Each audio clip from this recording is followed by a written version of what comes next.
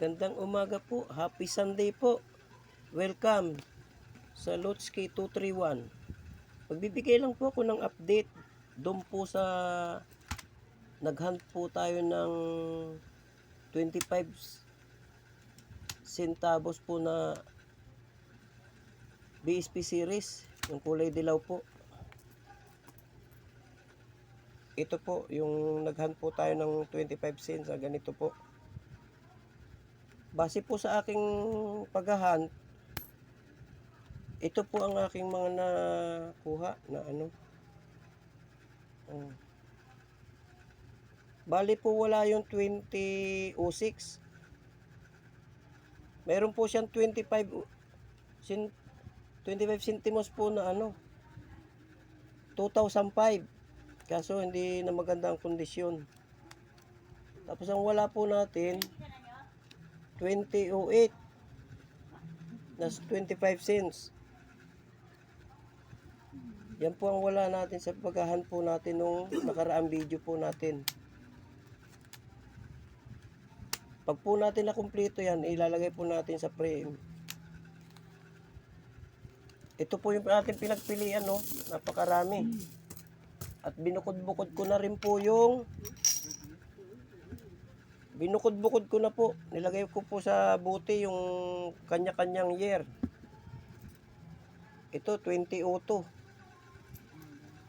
Mayroon na pong magagandang kondisyon pa. Mayroon na pong hindi na. Ito po 2002. Nilagay na po natin sa buti yan dito. Nilagay isa-isa po natin kung anong year. Ito naman pong isa. Ito pong isa 2003.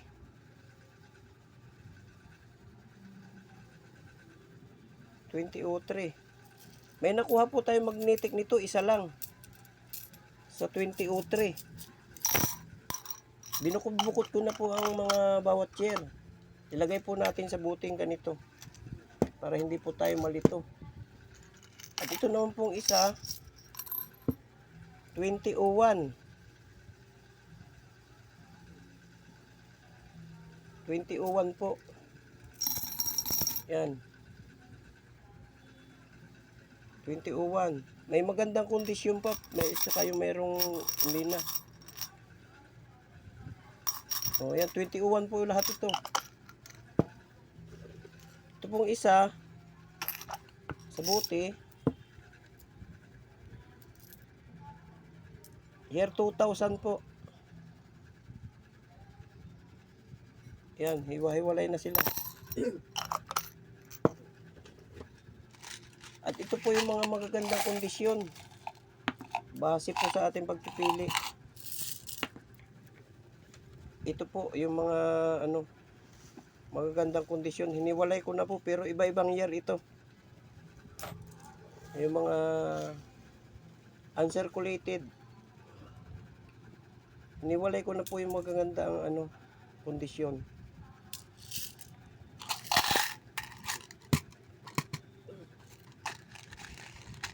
At ito po yung napakarami, iba-ibang year. Hindi na po maganda ang kondisyon nito. Pero kung may magkukulik na ganito, pwede na rin po ito. At ito pong napili natin, pag nakumpleto, ilalagay ko na po ito sa frame. At mayroon po akong bubuuhing ano ngayon. Isang frame. Nabili ko sa Shopee. Ito po. Maganda naman po ang ano, ang bilis po ng transaksyon sa Shopee. Ito po. May frame po ito, tinanggal ko lang. Ito po.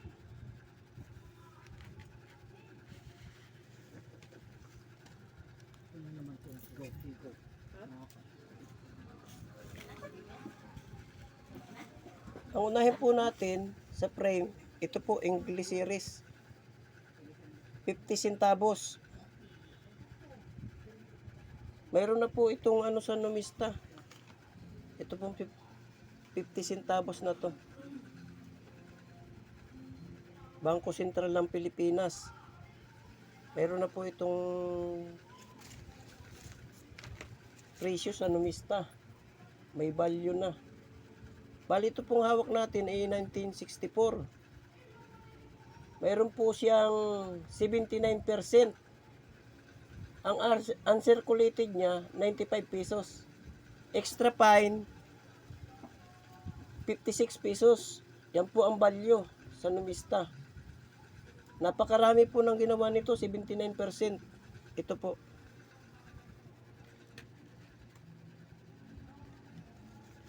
Sunod po natin, ito po, maganda pa ang kondisyon.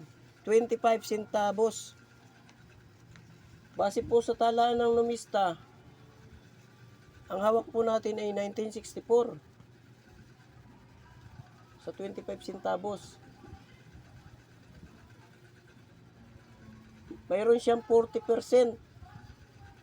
Uncirculated niya is 51. Extra fine, 17. Ito po. Maganda-ganda pa po ang kondisyon nito. Maliwanag pa.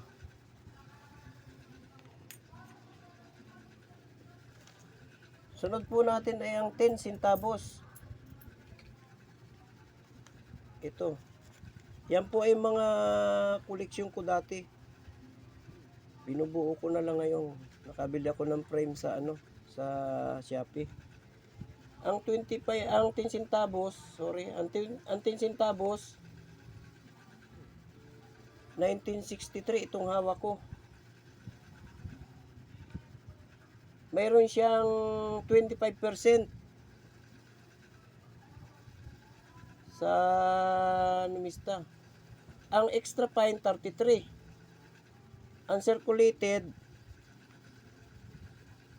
60.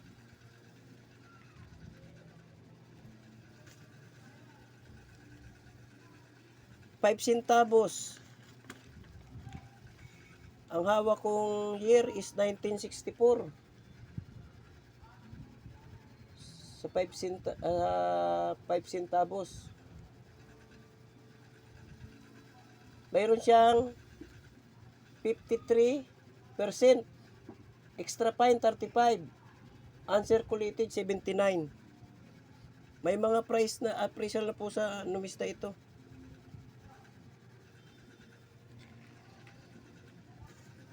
So, ang pinakahuli po natin ito 1 centavo. Ang hawak po natin is 1963. Yung pinakahuling year. Extra fine po niya na 31 pesos. Uncirculated 35. Yan po. Sumunod po natin ay Filipino series na si Rizal. 1 peso. Republic of the Philippines. Republika ng Pilipinas, Republika ng Pilipinas, 1972. Bangko Sentral.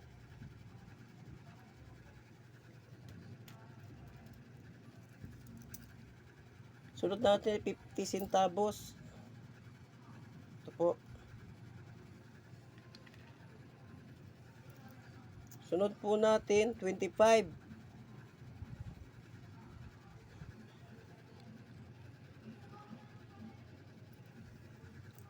Sunod po natin ay 10 centavos.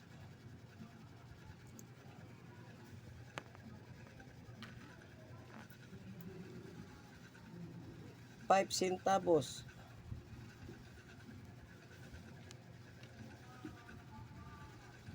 One centavos. Si Lapu-Lapu. Lapu-Lapu. Sunod po natin bagong lipunan series.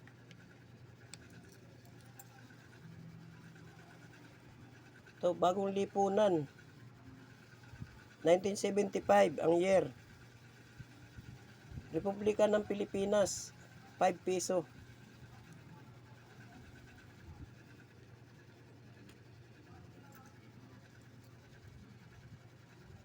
At ito po yung 1 peso. 1 peso. Wala po tayong maganda-gandang kondisyon nito. Dahil ito po ay dati ko ng koleksyon. Ilalagay lang po natin sa frame.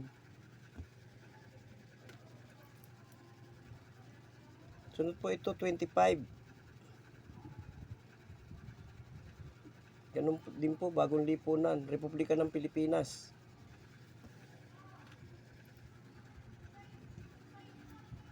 At ito po, 10 centavo.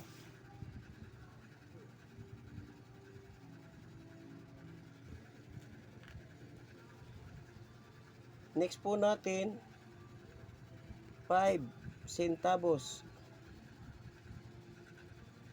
Ito medyo maganda-ganda pa to. Kondisyon nito.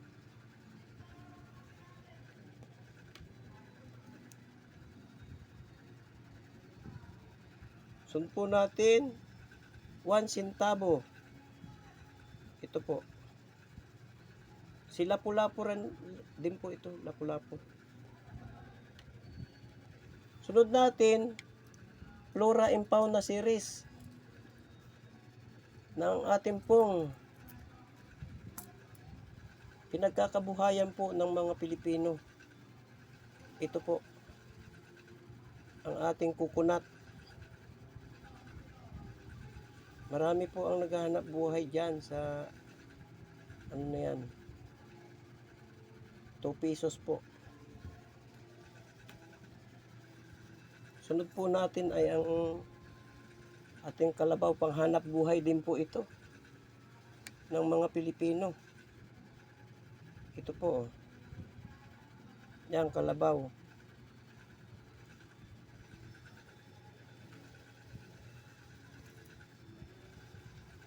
At ang sumunod po natin ay ating Philippine Eagle. Ito, maganda-ganda ang kondisyon pa nito. Maliwanag pa.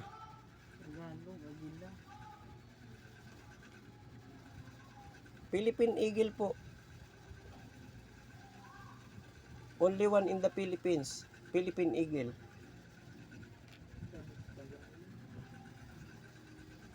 Sunod po natin, 25 centavos. Ito po yung kulay dilaw. Paru-paro.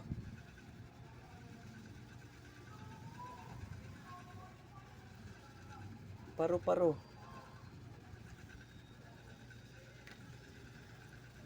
Sunod po natin itong isda. Yan. Ang sumunod ang 5 centavo. Ito, yung bulaklak. Bulaklak.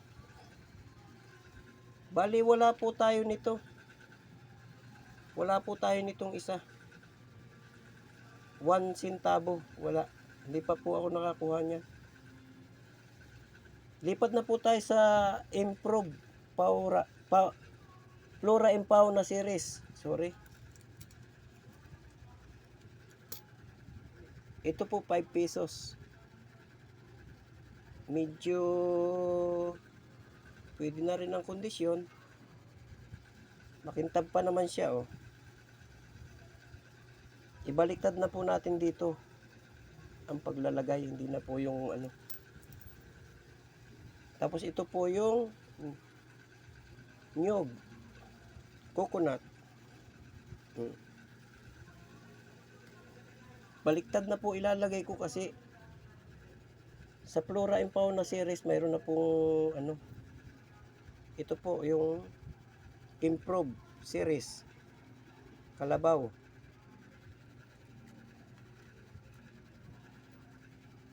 At ang ating agila.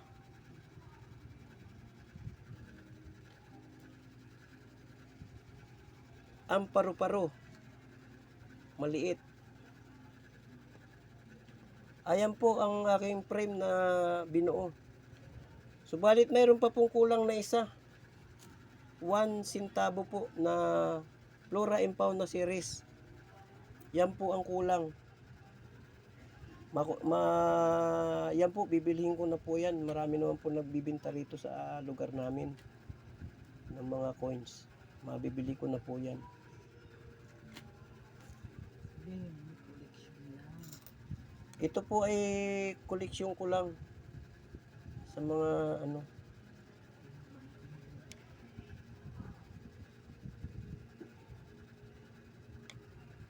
At saka marami pa po akong koleksyon ng mga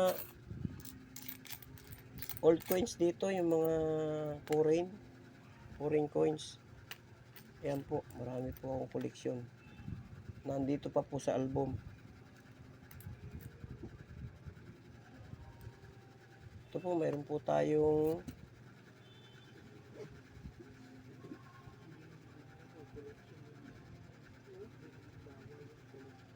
foreign coin. Ito.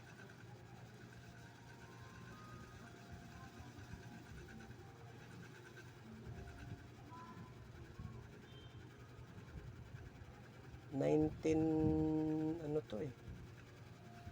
1908 ang kanyang year. Matagal na to. 1908 po. 1908 ang kanyang year. At yan lang po ang update ko sa inyo. God bless po sa lahat. Salamat po.